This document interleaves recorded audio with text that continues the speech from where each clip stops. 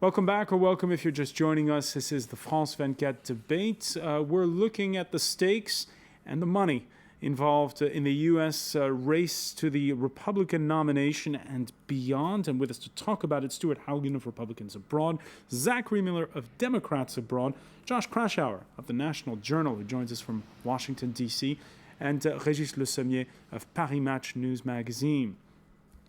We were mentioning attack ads just before the break against Mitt Romney. There's also questions about his past and also his image in the International Herald Tribune.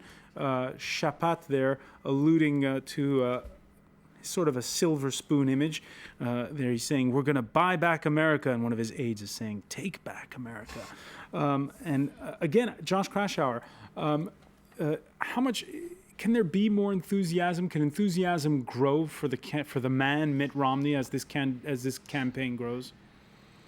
Look, I think it's pretty likely that Mitt Romney you have to infuse him with charisma for him to show it. He's a very business-like type of individual. He's never going to excite the base. He's never going to really give that rip-roaring speech that a lot of voters like to see. I think one thing to watch in the coming months, if he does emerge as the nominee, you're going to hear a lot about the Veep stakes and who's going to be his running mate if he's the nominee on the Republican ticket. And the interesting irony of this campaign season is that the Republican bench of presidential candidates this year has been exceptionally weak. But because there were so many governors, senators, congressmen elected Republicans in the wave elections of 2009 and 2010, there were a lot of really compelling candidates on the prospect list, if you will, that really excite conservatives. Folks like New Jersey Governor Chris Christie, South Carolina Governor Nikki Haley, Florida Senator Marco Rubio, who would be the first Hispanic on a national ticket. And I think if Romney's campaign is smart, they'll look to get some energy and get that enthusiasm with the base by picking a running mate who can really get people excited, get Republicans excited to show up at the polls and support Mitt Romney. All right, and Josh Krasauer, you were mentioning in part one the polling of the exit polling out of New Hampshire. I want to call up the graph that we showed earlier one more time just to show you Romney. This is interesting. If you look at the numbers on the list for Ron Paul, a lot of moderates and liberals voting for him. 26%, 25% for Huntsman. That's less of a surprise. And Ron Paul, it seems, getting a lot of votes, not just from people who are straight off libertarians. Ron Paul, who, by the way, has vowed to stay in the race as long as possible. Right now, it is this liberty movement, which is seen as a patriotic movement, an individual liberty movement, that is saying to the country and to the world, we've had enough of sending our kids and our money around the world to be the policemen of the world. It's the time to bring them home. We've been talking over the past couple of weeks of how the Republican Party is changing.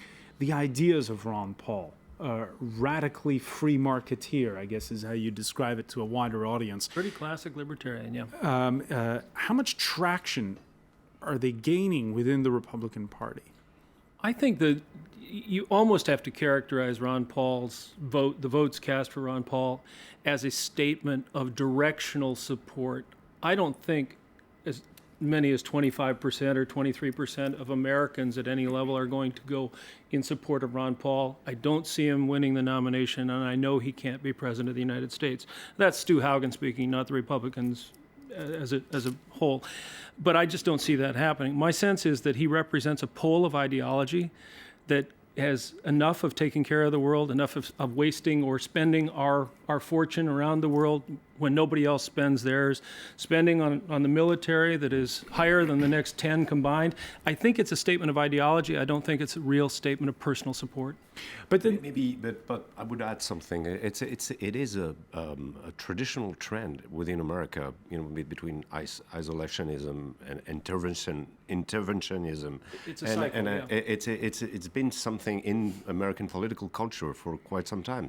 Remember, a victim of that was Bush father, actually, having won the first Gulf War and being trounced by Clinton because, and you all know the famous sentence, it's the economy stupid, but he didn't pay attention too much, and he thought by investing abroad, even with a victory, would bring him some credit home. No, it didn't work out. And Ron Paul represents this tradition of isolationism in America, which is deeply ingrained. I mean, we have built America, we turn our back towards Europe, we turn our back towards the world to build our own venture. We need to take care of our own. Josh Kraushaar, is the tent big enough in the Republican Party these days to have the ideas of Ron Paul, which perhaps are gaining traction among many, Mitt Romney, who's more of a moderate, and the religious right? Yeah, Ron Paul kind of fits an entirely different brand of Republican Party politics, and it is. When isolationism is talked about, Ron Paul really defines the isolationist viewpoint, which is not in favor in the Republican Party. It's more commonly seen in the Democratic Party with the anti-war protests during the Bush administration and the more skepticism towards the military that you see in the Democratic Party. So what's really one of the biggest problems dogging Ron Paul is that he has a lot of supporters, a lot of young people that are showing up, enthusiastic about his libertarian free market message, but when it comes to foreign policy, the isolationist viewpoints he's portraying couldn't be more out of the Republican mainstream. Republicans listen to what he has to say about Iran, about Israel, about foreign aid, and it goes directly against. During the Bush administration, the Republicans were the hawkish party. They wanted to intervene overseas in Iraq, in Afghanistan, and they supported former President Bush very, very, very aggressively. So Ron Paul is never going to get over that 25% ceiling because there are so many Republican voters that would never even consider supporting him, even if they do agree with his more laissez-faire views when it comes to the market and when it comes to the Federal Reserve. All right, we asked the question on the France 24 Debate Facebook page who you would vote for. Michael wrote, out of the top three contenders in the Republican Party so far, Paul all the way.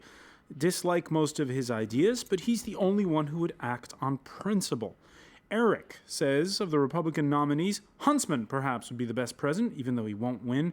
Huntsman has extensive experience with Asia and is fluent in Chinese in both culture and language. Dealing with China and Asia, very important for the USA in the coming years. And then there's Lorenzo, who says, Obama, of course. I did so 3 years ago, and we'll do it again in November.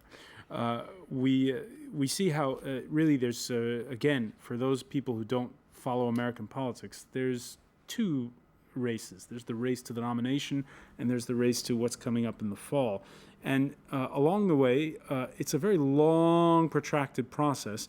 There's the money. You've got to spend a lot of it. Let me give you one example. You were mentioning Newt Gingrich before, Zachary Miller.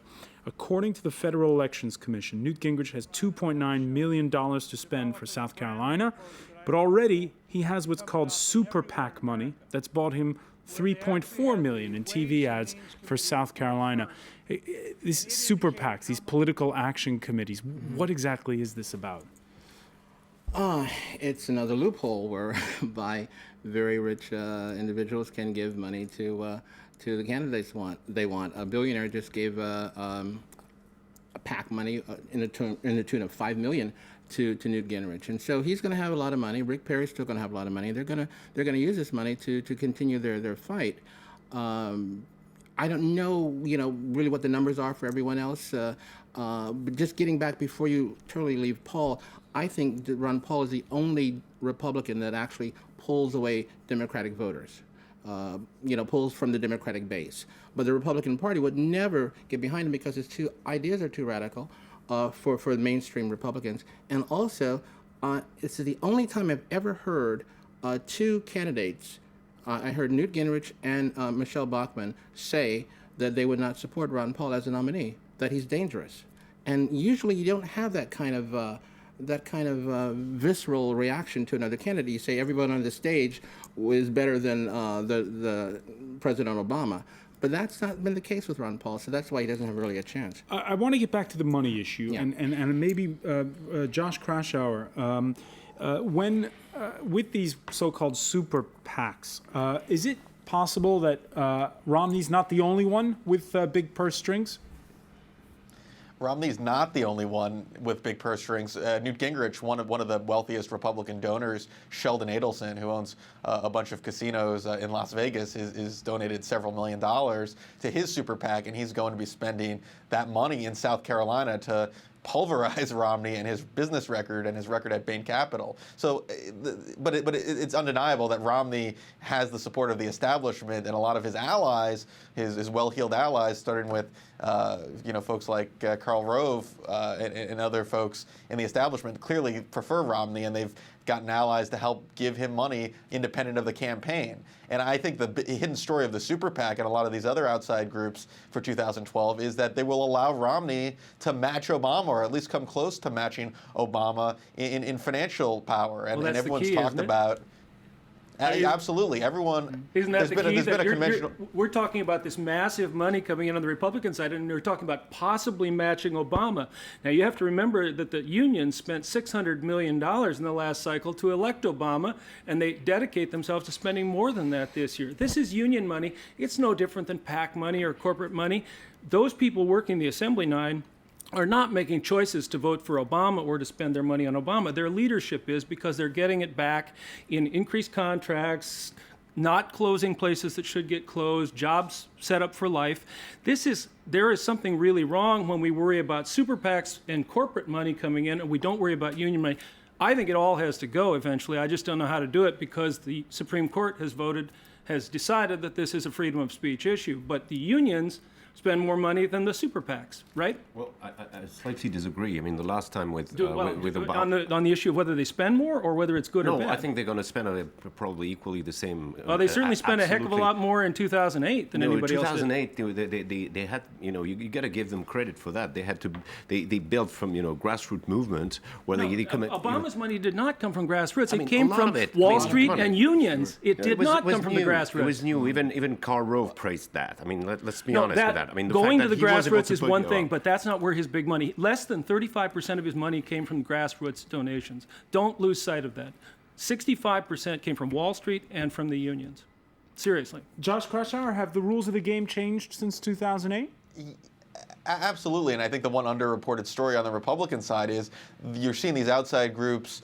You're seeing the super PAC, you're seeing this group called American Crossroads, which is very influential. What you're losing is the power of the party and the Republican National Committee, which has always played a crucial role in not just raising money, but getting out the vote and helping the organizational efforts for the presidential nominee, is a shadow of what it used to be not that long ago. So you're having these independent groups that are sort of aligned with the candidates, but when it comes to getting out the vote, getting turnout, and knowing who to target and to show up at the polls come November, Democrats have a well-oiled machine. The question for Republicans is, because it's not as centralized as it used to be, the party apparatus used to be centralized with the Republican National Committee, will Republicans be able to get every potential Republican voter out in what could be a close election? New Hampshire would indicate they will, actually. We can get another explainer on super PACs from the team of TV comedian and joke candidate Stephen Colbert. Take a look. This should be good. Hi, I'm Buddy Romer. God, I wish I weren't in this ad. See, I didn't pay for it. Colbert Super PAC did, and super PACs are not supposed to coordinate with candidates like me. But because this is an issue ad about super PACs not coordinating with candidates, I can be in it as long as I don't say, for me. I say that argument is just a fig leaf, so super PACs can justify doing anything they want, and they have a lot of money, folks. They built this fake set with fake books filled with real money. Hell, they even bought Colbert a unicorn. All perfectly legal, Rainbow. I'm Buddy Romer, and I approve this message. Did you? To Narnia! This issue ad paid for by Americans for a Better Tomorrow and approved by Buddy Romer. No money was harmed in the making of this ad. Huntsman in South Carolina. A poll came out. Colbert is actually ahead of Huntsman in the polls in South Carolina. All right, but Crazy stuff. The more serious issue, though, campaign finance reform, when's it going to happen? It can't. It's this is something that Stuart and I agree on. I mean, we really need to get all this money out of the elections, and it's very, very difficult to make that happen. It's incredible. You have all this money. You have power of the campaigns of the Democratic and the Republican Party, and the power of the president to influence his own Democratic senators and congressmen, because they're depending on their lobbies.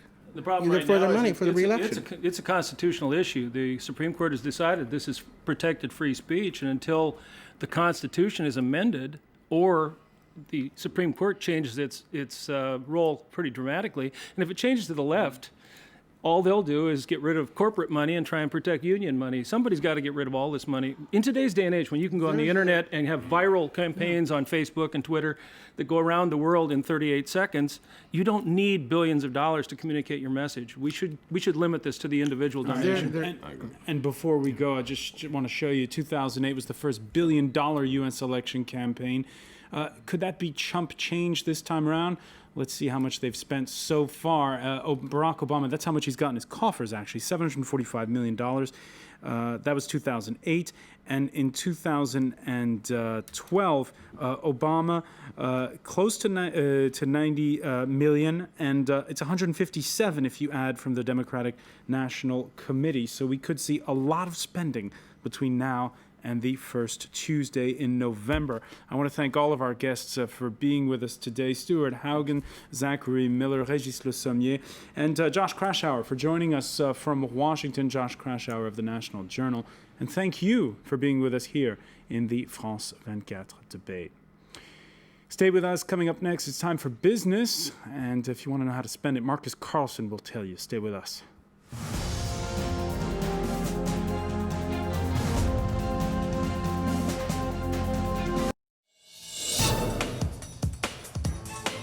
Follow us on Twitter as we look back at the last week of Ben Ali's regime, hour by hour, as events unfolded. Key moments and images of the week which changed the history of Tunisia. From January 10th to 14th, relive the events live with France 24 Observers on Twitter. Hashtag back to Ben Ali at the Observers.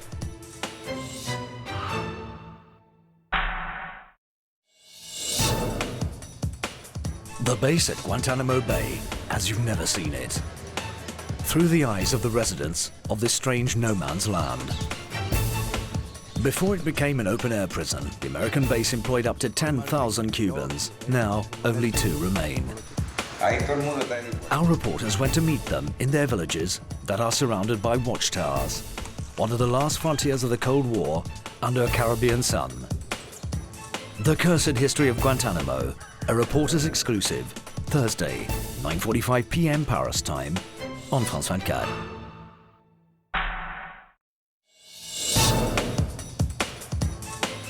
Catch up with all the latest news from the French presidential campaign. Find out about the candidates, their strategies, what they want you to hear and what they don't.